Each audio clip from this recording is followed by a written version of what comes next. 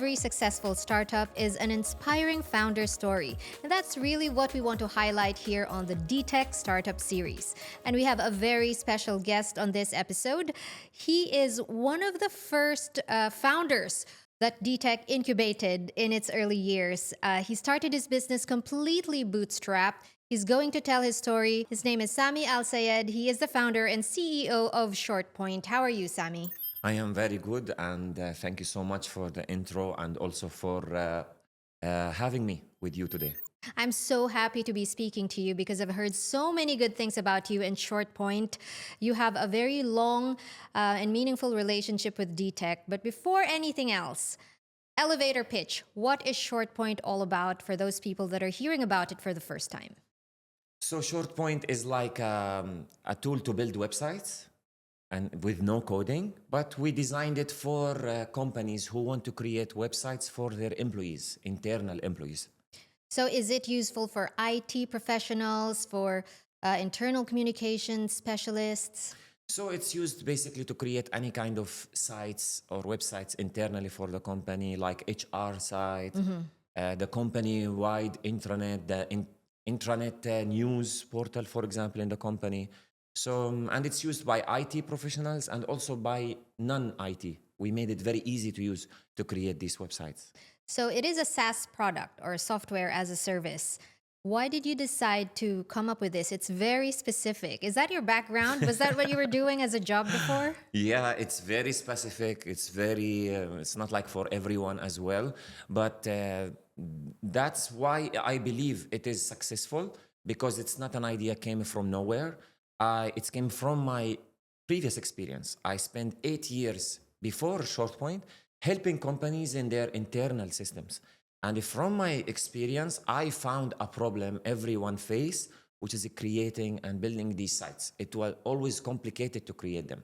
So I knew the problem. I knew it by heart because I was facing it. And I tried to fix it by building a product for it. And you had such a good idea that now it is a multi-million-dollar company. We'll get to that later, but I know you have a very interesting Dubai story about how you came to Dubai. Tell us. Yeah, so I'm from Jordan. I graduated from Princess Sufmaya University for Technology in Jordan in 2006. And almost the majority of Jordanians, we want to leave Jordan because it is expensive and the salaries are not high, but it's an amazing place to build talented people and experience because we have a great education. So I started applying for jobs, and the first offer I received from a company in Dubai, I signed it without even looking at the offer. I just want to come here. Did your parents protest to that? What was their reaction? No, my parents are very supportive. They encouraged me for, of course, go and see life, because I also never been in an airplane before. Like, it's no experience in anything outside my brothers and house and everything. So the first flight I took in my life, it was when I came to Dubai as well. And you were in the field of IT, of course. Yeah, I love IT. I cannot see myself in anything else. I've been even building websites as a hobby since I remember myself. So it's something, I don't know if I can do anything else. Now, you came from humble beginnings, but your career really grew in Dubai. You know, your salary doubled, you got into big companies. Why not stop there? Because I know that when you founded ShortPoint, you had no money in the bank. It was completely bootstrapped, no savings, no investments. Yeah. Why? My last job, it was actually my dream job, like the last job I had. And I was a director of web technology in an American company. I helped them expand in Dubai and in the region. So, and they rewarded me for it. So my salary was amazing.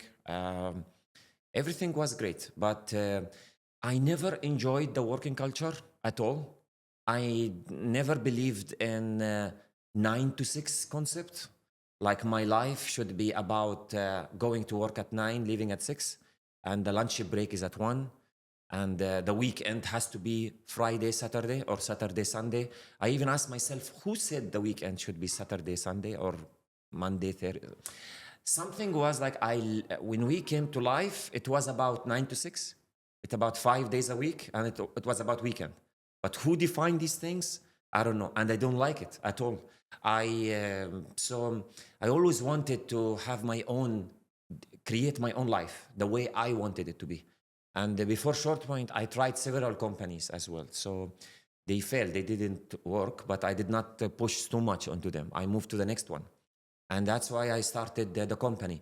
Yes, it's not an idea from nowhere, as I told you, but the motivation was not actually money or increase my salary or build a $1 billion company. No, it was about defining my own life the way I want and share it also with others. Of course, you didn't know that it would be a multi-million-dollar business. No, I knew, And actually. you did. You have to believe it. Like, you cannot work on it if you don't believe in it. So actually, when I started working on it, after 1 month, I quit my job. But Wow. after 1 month of working on it, I felt this boost of energy and motivation that this actually will work. This can work. Because I know the problem, and I'm solving it. I know it's very complicated. I have no idea how I will pay the first license for the company. But I knew that there is no way back. I need to make it happen. And I knew that this will become a successful company, and it has to become a successful company. You have to have that from the beginning. And I was not married, no family, so I can take the risk because I need full time on this. And I quit my job, and no way back. This has to work. So this is the energy you need to have You from had the no beginning. plan B. There is no plan B, but I thought about it. Like, I'm working on a company. I spent my whole day not motivated, spending half of the day on YouTube, and still by YouTube, Facebook, I don't know what, and still the company believed like I'm doing good. But so that was a problem as well. So I felt like I'm motivated to do it to put my full focus on it. Now, of course, you're very happy. But when you were building ShortPoint, of course, there were many challenges. Tell me about those challenges. And were you happy even as you were facing those challenges, happier than when you were in your cushy, high-paying job? Well, the thing, if I can tell you, happy, yes, there was a joy of working on something you love and you like, and it's just like a different, and it's an adventure, which is beautiful. But that's something I'm saying now. But at the beginning, I didn't know that it's good or bad. It's just too much work. But I was not complaining. I was pushing. I was working, and it never felt like too much work as well. It's not like you have to work 1,000,000 hours a day or I don't know to make it happen. I don't remember like I worked hard. It's just like I'm working. I'm doing what I wanna do.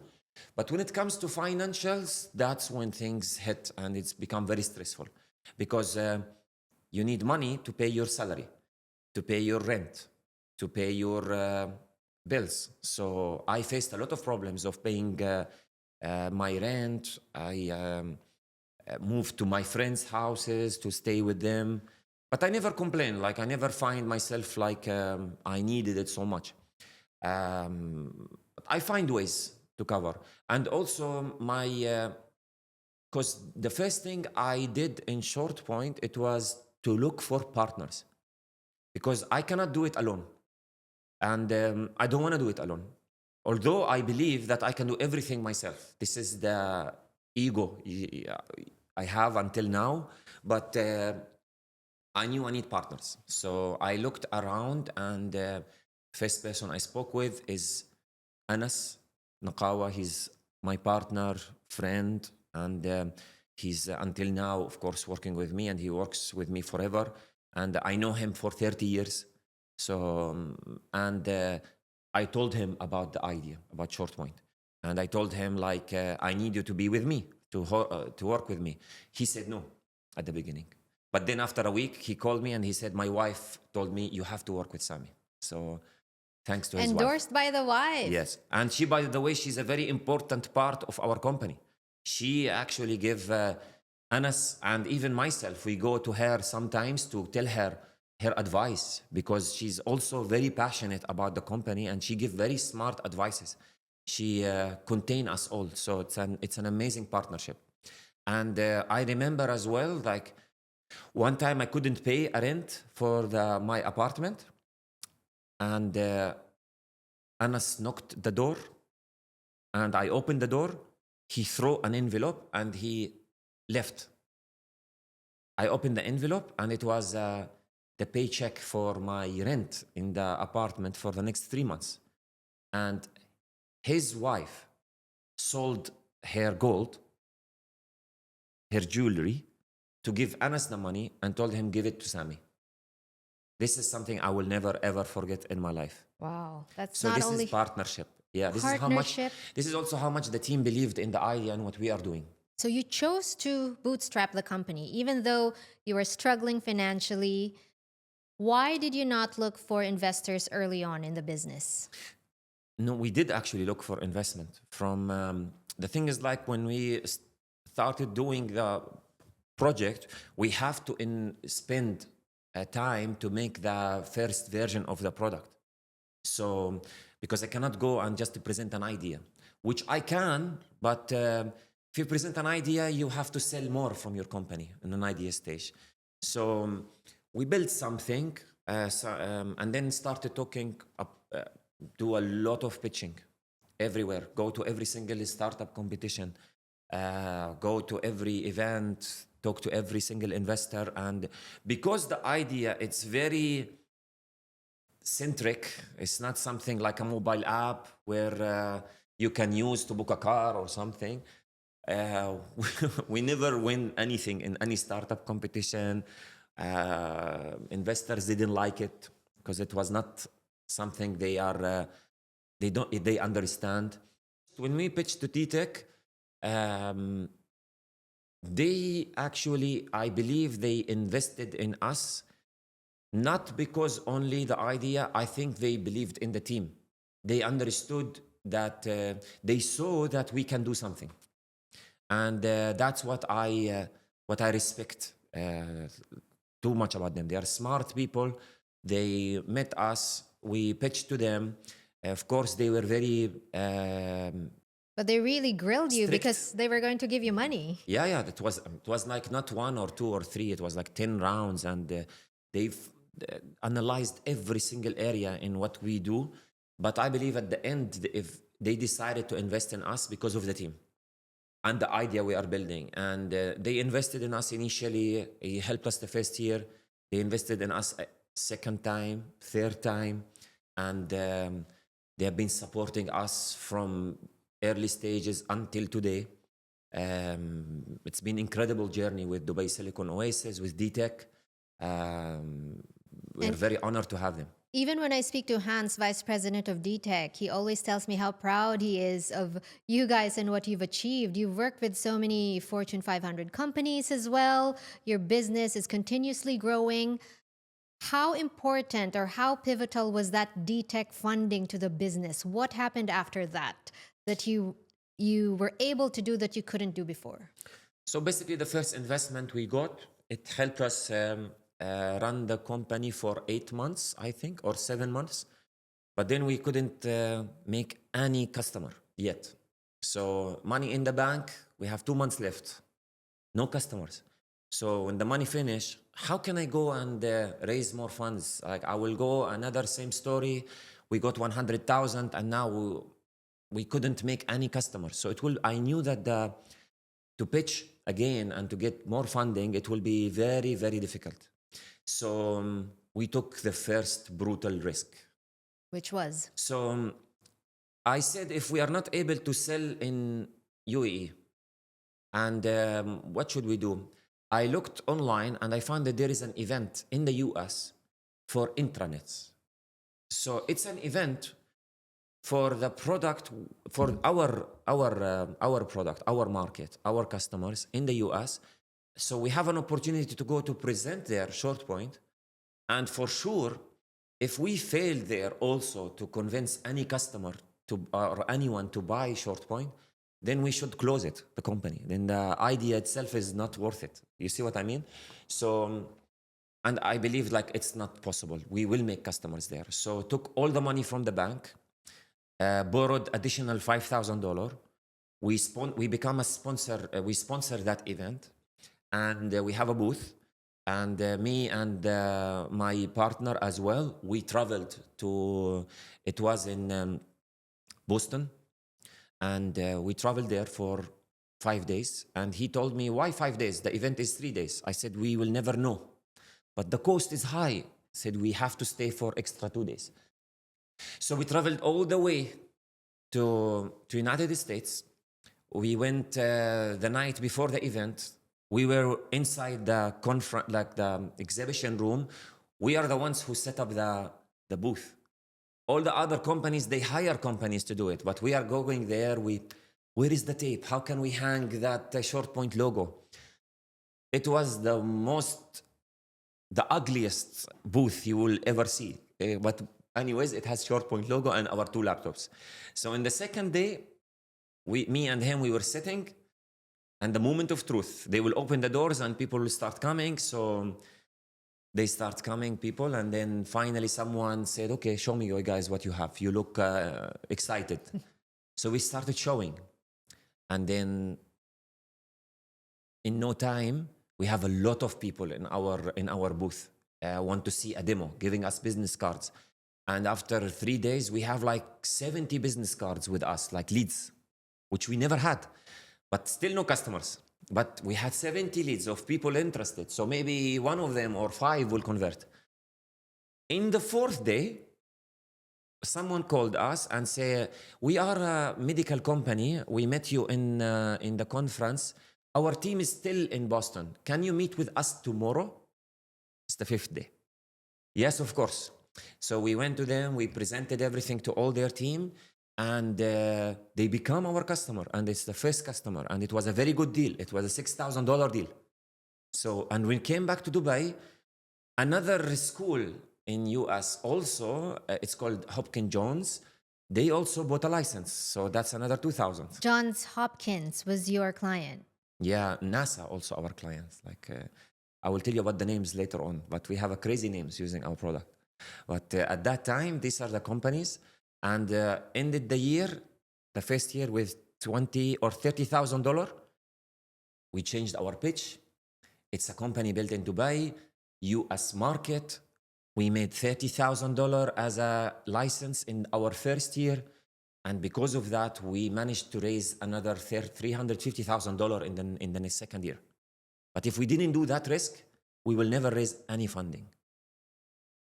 How did you know that going to the US, it seemed like a far-fetched idea based in Dubai, and you go halfway around the world to build your market or explore that market? And it worked out in the end, but how did you know that the US market would be interested? You will not know, actually, for sure. But the thing is, like, you have to feel it and believe what you feel. Because when we came to life, heart beat first, give blood to our brain, and then we started thinking. So it all started from here. So you have to believe in your gut feelings. So I felt like in US, we were receiving some visitors on the site. They were hesitant, but I feel the titles were different than the people in UAE. In UAE, you have to go approach the customer, approach people, approach the companies. In the US, the CTO is downloading the trial. So, and when the events happen in the US, there were no events like that in our region. So that was the driver, like, this is a calculated risk. It can actually work. Okay, so you've got all the big companies. How about the regional market? What does it mean for you now? Do you have a lot of clients here? Yes, a lot. Like, we have almost everyone here, like, using if anyone has an intranet, they use our product. Like, Wow. Dubai Silicon Oasis, DIWA, Dubai Government, ADNOC, ENOC. I cannot even remember how many clients here we have. Globally, we have NASA, British Petroleum, MasterCard, IKEA, Samsung, Tesla. We have our product is currently being used in over 250,000 intranet sites that are live today. That's incredible. That's Yeah. incredible. I really admire the way that you use your gut feel to make these fast decisions. And more often than not, they lead you to successful outcomes. That's great. But what I also admire is your hard work. Because as you said, I was reading your profile and I was reading the notes you sent me. Ideas are just ideas if there's no execution. So if you've got a great idea, if you believe in it, you got to get to work no matter how messy it is or no matter how unprepared you are. And that's exactly the journey that you're following. Is that something that you share with other founders as well? Yes, absolutely. So every single entrepreneur who was still working on his or her idea, they know how hard it is. So, and it's not about the idea. That's why from the beginning, you should not be scared also about your idea. You should not think like, okay, I have an idea, I should not tell anyone about it because they will steal my idea. I should keep it. You should actually, it's not about the idea itself because all humans create ideas every day. And very few start working on an idea. And also from these few, maybe 1% manage to continue or have the motivation or the power to continue. And even after they continue, you have a lot of challenges to go through. And so it's not about the idea. You have from day one to talk about your idea to everyone and validate it as soon as possible before you invest a lot and then you find out that it's not worth it. So it's definitely not the idea. It's the hard work after and the desire to continue. You don't believe in stealth mode. Oh, I'm on stealth mode. I'm not going to, you're not going to see me for 2 years because I'm building this thing. You got to announce it to the universe and get feedback. Yes. So this is what the founder of LinkedIn said. Something, a quote like, it's amazing. If your first launch is perfect, you launch too late. So you cannot spend your time, you didn't go to the market yet, and you didn't launch your software, and you spend all your energy to make something perfect. I want to make the online payment, I want to make it seamless. I want to build all the features I think about.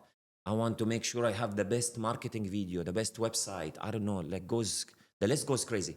And then I remember the first time, which was I went into this trap. I wasted 2 years in short point because of our first launch. I wanted it to be perfect. And now we use that launch to laugh about it with the team. It took you 2 years. Really? This is what was short point before. This was our marketing video. This is how our website looked. And at that time, I believed it's amazing. Now we laugh about it. So you have to go as soon as possible to collect feedback. And then you have to reach a point where every single feature in your product has to be driven by customer feedback. Very important. Yes, so that now you can continue building something and utilize the funding and the money and your time on something that can help you grow. Speaking of growth, you're doing millions of dollars in annual revenue. Where do you go from this? Because you've got your story of growth, scaling, getting your first funding. But when you're this big, where do you go from here? So basically, the growth is when you build your company. At the beginning, you don't think about growth. At the beginning, you think about reaching the product market fit. Product market fit is you reach a point where your product is it's online or it's out there. You have people finding it and some ready to pay for it. So, and then they continue using it. So that's a product market fit. Once you reach there, then you think about the next step, which is growth. But before you grow, you have to ask yourself, are you ready to grow, which is a product market fit? And then, are you measuring correctly? That's always a challenging thing. When you build your company and then you pass different milestones and you reach a stage and then you're growing and then the growth is not going up like before. It's become like stable growth. And then you want to grow again. And then you grow, you manage to grow, and then it will become stable. And you want to grow again. Maybe it goes down. So every single stage of growth is like building a new company. It's different challenges, different problems, different tactics. Maybe initially was product, now it's marketing. Maybe now we have product, we have marketing, now it's sales. So right now we are at a stage of, it is growing in a stable way, but it's not growing high. Like it's a stable, it's just a healthy business that it will continue, I hope, inshallah, forever, but it will continue like this, but it's not growing up. And of course, we want to push it up more. So now we are looked for, now we are in a stage where the users are expecting something else now. Now we have AI, we have people are getting things done faster. It's not about building a website with no coding, it's about building website faster without doing anything. So it's even now, the demand from the user is different than the demand before. Innovating is Yes. a concern. So how are you innovating? Are you in the brainstorming stages on how to leverage AI and not compete with it? So basically, it's not about for us, it's about also leveraging AI, because I don't like to just to work on something based on a trend. Like AI is a trendy, then we have to do something related to AI. No, it's not like, for us, not like that. For us, we sit with the team and then we find out that right now, our customers, they are not expecting a no-code solution anymore. They want to make even building sites even more easier and faster. So that's why we said, okay, the theme this year is about creating the sites, more templates, more templates in the product. We don't need to add more complex features. We just need to have more templates, expand the library of the templates in our product to make it more plug and play. So that's how we are doing right now. Are you still hands-on, or do you have your people taking care of the day-to-day? I don't do anything. No. That is the no, dream. to be honest, like it's been 9 years and actually 10 years. 11, maybe in short point. So right now I have an amazing team. Like the company run by itself. So as a founder and CEO of the company, my main job is people. First, making sure that the company has money. And the second thing is people. So we have the best team. So my phone, now I'm sitting with you and the company is running. I didn't tell anyone that I will not be available today, for example, and everything is running 24 hours, 7 days a week, and the team is responsible for it. That's a sign that you're running a great business and you're leading it well. If you don't get phone calls from your staff. And it's a remote company as well. So we work 4 days a week. So that's come to the first point, which is creating the life and the work environment I wanted to have. So there is no working hours. There is no when you should start working, when you should finish. There is no limit on vacations.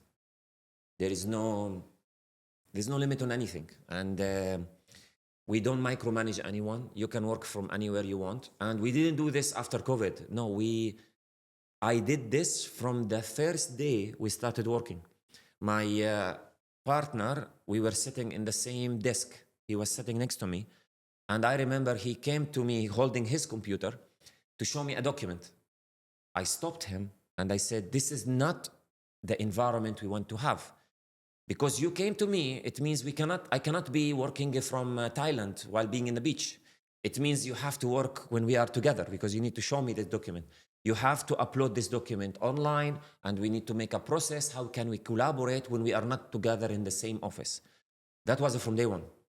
Now I would say like we have a perfect remote environment and culture that we know who perform good, who perform bad. We are extremely strict and no tolerance policy against the low performers.